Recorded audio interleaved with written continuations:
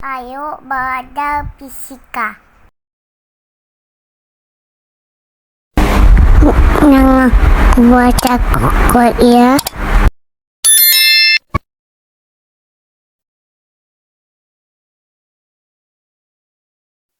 Baik, bismillahirrahmanirrahim. Assalamualaikum warahmatullahi wabarakatuh. Kali ini kita jumpa lagi dalam YouTube saya ya.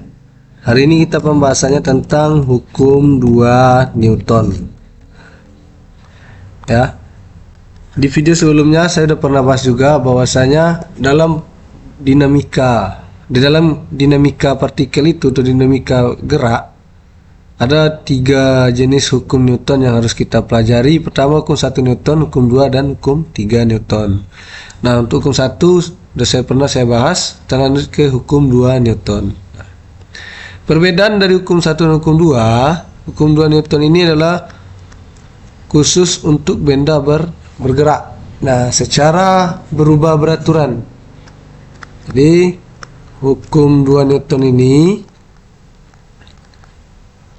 nah, ini khusus untuk benda yang bergerak berubah beraturan. Berarti ini kalau dikaitkan ke gerak lurus, ini adalah bagian dari GLBB, ada hubungannya ya.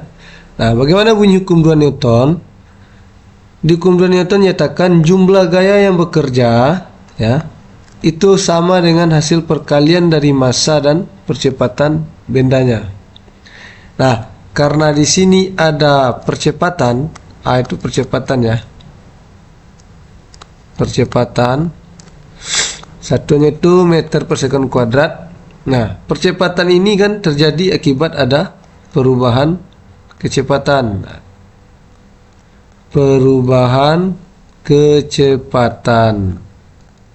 Nah, dengan adanya perubahan kecepatan itu, maka disebut hubungan hukum 2 Newton ini hubungannya adalah ke gerak lurus berubah beraturan. Ya, ini dasarnya. Nah, selain itu, hukum Newton, hukum 1, hukum 2, dan hukum 3, nanti ini tidak akan pernah lepas dari kuncinya, yaitu adalah vektor. Nah, jika kita tidak bisa menggambarkan vektornya, maka akan kewalahan dalam penurunan persamaannya. Pertama kita bahas, hukum 2 Newton pada bidang datar. Hukum 2 Newton pada bidang datar.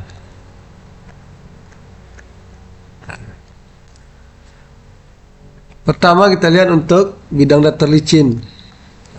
Bidang datar licin.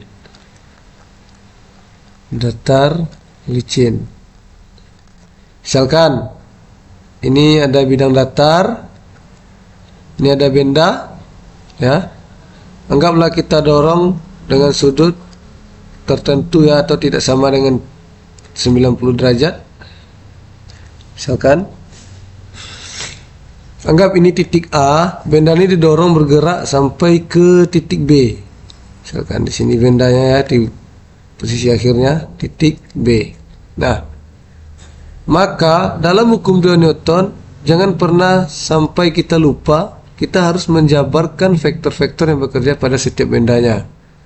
Nah, sebelumnya kita sudah pernah pelajari juga di video-video sebelumnya bahwasanya dalam hukum Newton itu ada gaya berat ya, ini gaya yang wajib dimiliki oleh setiap benda. Ada gaya normal. Nah, karena ini bidangnya licin ya, bidangnya licin berarti tidak ada gaya gesek. Nah, kalau didorong dengan posisi seperti ini, kita lihat vektornya ya. Nah, berarti ini kalau terhadap sumbu Y, ini arahnya ke bawah ya. Berarti ini FY, ini arahnya ke kanan terhadap sumbu fx. Nah, secara aturan sudut berseberangan, kalau ini alfa, ya di sini alfa, maka di sini juga alfa. Nah, setelah kita gambarkan vektor-vektornya, yang kita lakukan adalah sama, jumlah gaya yang bekerja sama dengan hukum 1 Newton ya. Jumlah gaya yang bekerja itu sama dengan massa kali percepatan. Nah, kita lihat gaya yang bekerja di sini apa? Ingat, hukum 2 Newton ini berlaku pada benda bergerak. Nah, kalau benda diam ya, terus timbang. Kalau kita amati gambar ini didorong dengan gaya F, maka dia akan bergerak sepanjang sumbu X. Kenapa kok sumbu X? Karena dia bidangnya datar. Gitu. Maka di sini sumbu X hanya ada gaya Fx. Nah, sama dengan M kali A. Nah, Fx karena ini alfa sesuai dengan aturan sudut berseberangan, maka di sini juga alfa.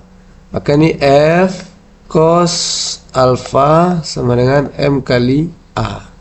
Nah, ini untuk bidang datar licin. Apakah seperti ini dipastikan tetap persamaannya? Tidak. Hukum Newton itu bergantung kepada vektornya. Ya, sekali lagi saya ulangi, hukum Newton persamaannya bisa berubah dalam bentuk apapun jika kita turunkan bergantung kepada vektornya. Kedua, kita bahas di bidang datar kasar. Nah, bidang datar kasar. Kita lihat. Ini balok, saya ambil posisi yang sama di A. Ini posisi B contohnya. Tetap kita ambil dengan vektor yang sama, didorong sebesar sudut alfa. Nah, kalau bidang datar kasar, yang satu hal yang harus kita ingat, benda bergerak, jangan lupakan namanya gaya gesek kinetis. Nah, bergerak itu berlaku gaya gesek kinetis. Gesek kinetis. Nah, maka kalau bidang kasar, kalau ini bidang kasar ya, benda didorong ke kanan, maka dipastikan arah gaya geseknya ke kiri, ya. Sama, kita gambarkan gaya-gaya yang bekerja, gaya yang wajib ada pada suatu benda itu adalah gaya berat, ya. Kemudian ada gaya normal, dan jangan lupa proyeksikan F-nya. Berarti kalau vektornya panahnya ke bawah, arahnya ke bawah, Fy-nya juga ke bawah. Nah, kita proyeksikan ya, atau kita distribusikan. Kemudian kalau kalau X-nya ke kanan, berarti ini Fx-nya ke kanan. Ini alfa, pasti di sini alfa. Nah, bedanya dengan yang tadi, ini ada gaya gesek. Nah, sigma F M kali A. Nah, di sini gaya yang bekerja seperti yang saya sampaikan di awal, bahwasanya benda yang kita dorong di bidang datar ini akan bergerak sepanjang sumbu X-nya. Nah, maka ini gaya yang bekerja ada apa aja? Ada Fx ya, berlawanan arah dengan Fg. Maka ini Fx kurang gaya gesek sama dengan M kali A. Fx karena sudutnya alfa dekat dengan Fx, maka kita pakai F cos alfa kurang. Nah, gaya gesek kemarin udah belajar ya. Gaya gesek itu bahwasanya hasil perkalian dari gaya koefisien kinetis dengan gaya normal. Nah, maka di sini mu k kali gaya normal sama dengan M kali A. Nah, di dalam hukum 2 Newton itu bukan berarti kita melupakan hukum 1. Apalagi khusus bidang datar kasar. Kenapa demikian? Di bidang datar kasar ya, kita memiliki gaya gesek, di mana gaya gesek itu ada hubungannya dengan gaya normal. Maka untuk gaya normal ini ya, khusus gaya normal ini harus kita selesaikan menggunakan persamaan hukum Newton 1, hukum 1 Newton. Nah, berarti kalau kita lihat sigma F sama dengan 0. Seperti yang saya sampaikan di video sebelumnya, bahwasanya benda diam ya di bidang datar, maka diamnya itu adalah di sumbu Y. Maka gaya yang bekerja itu kita lihat yang vertikal. Ada Newton, ada gaya normal, ada gaya berat, ada Fy yang vertikal semua. Maka kita ini kan N dengan Fy berlawanan arah kan, berarti ini N dikurang Fy. Kembali lagi ke N dengan W juga berlawanan arah, berarti ini juga dikurang W, N nya sama dengan 0. Maka gaya normalnya bisa didapatkan Fy tambah W. Nah, kalau kalian jabarkan Fy berarti F, kalau teman-teman jabarkan ya, F sin alfa. Kenapa sin? Karena sudutnya alfa jauh dari Fy. ya. Maka ini tambah M kali G ya. Ini untuk cari gaya normalnya. Jadi walaupun kita sudah masuk ke hukum 2 Newton, bukan berarti kita melupakan hukum 1 Newton. Nah, itu kira-kira ya. Oke, kita lanjut. Kita cobakan contoh soalnya. Misalkan sebuah balok ditarik dengan sudut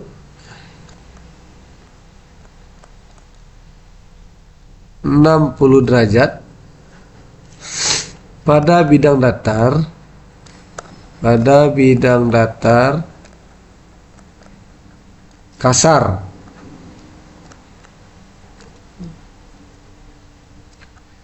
dengan koefisien gesekan 0,1.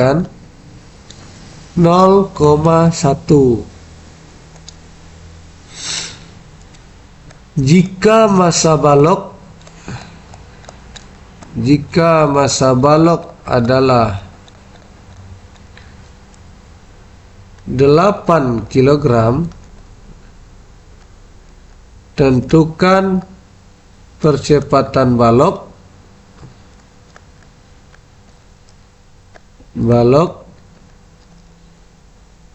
saat ditarik dengan gaya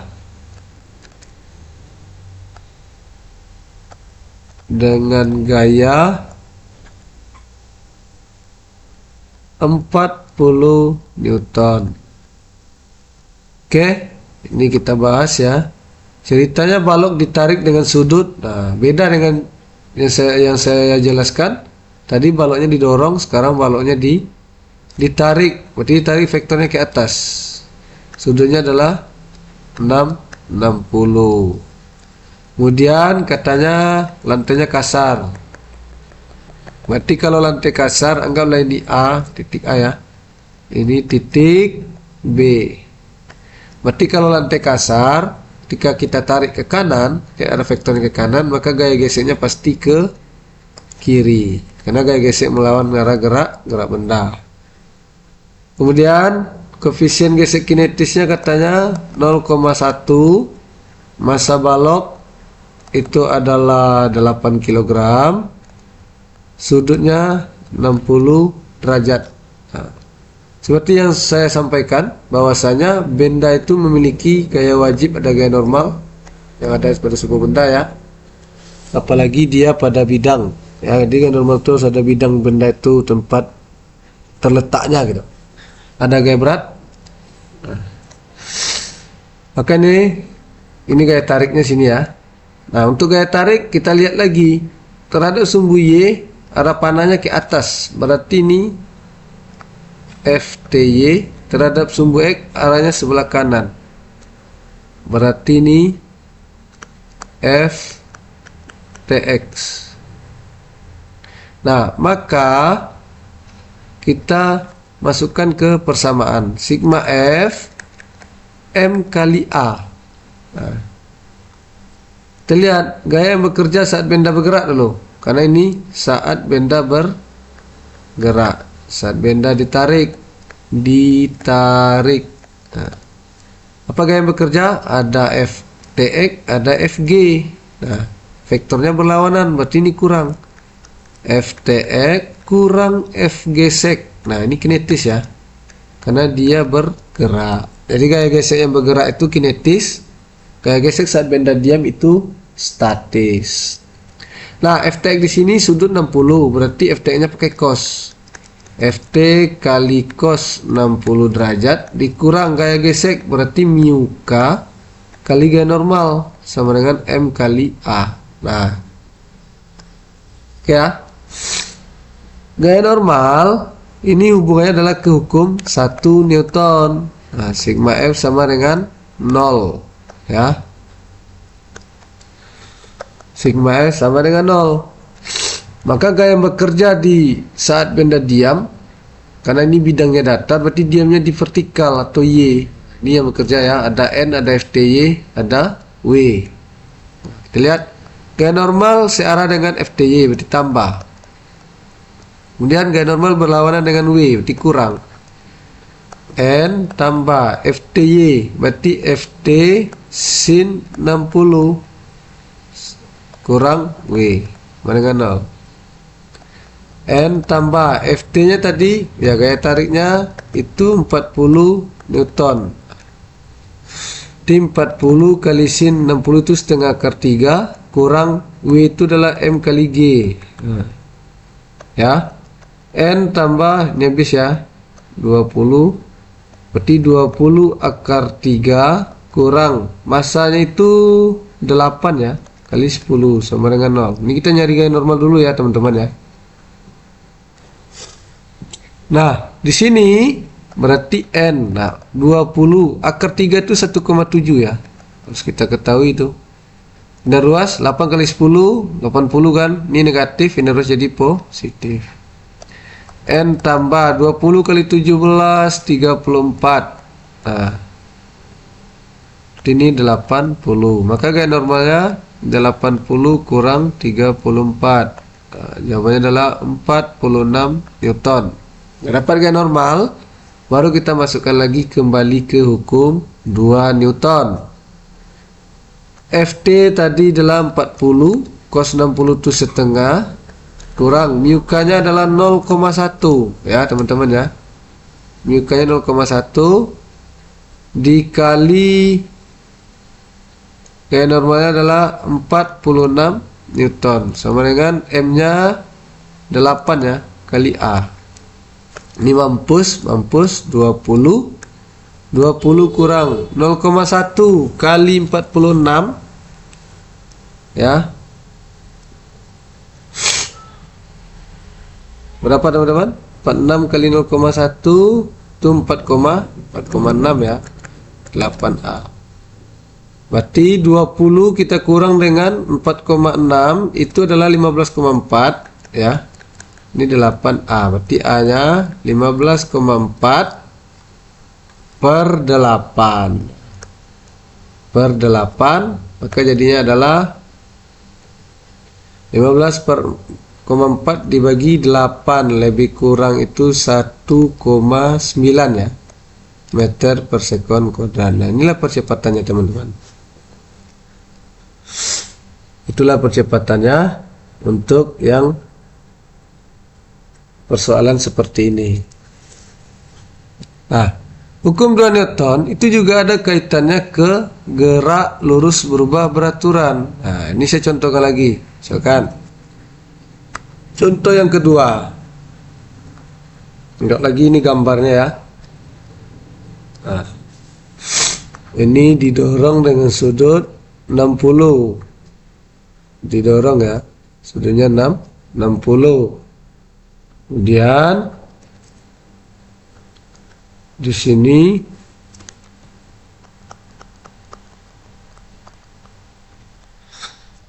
massa baloknya 4 kilo ya. Ini ada jaraknya ya dari A ke B.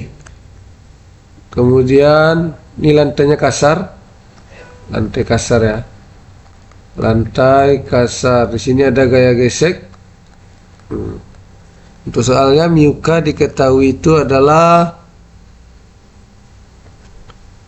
0,2 jika balok didorong dengan kecepatan awal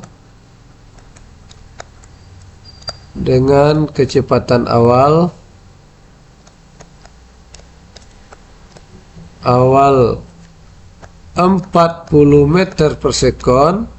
Nah, kemudian dipercepat sampai 45 meter per sekon. Tentukan jarak yang ditempuh benda. Yang ditempuh benda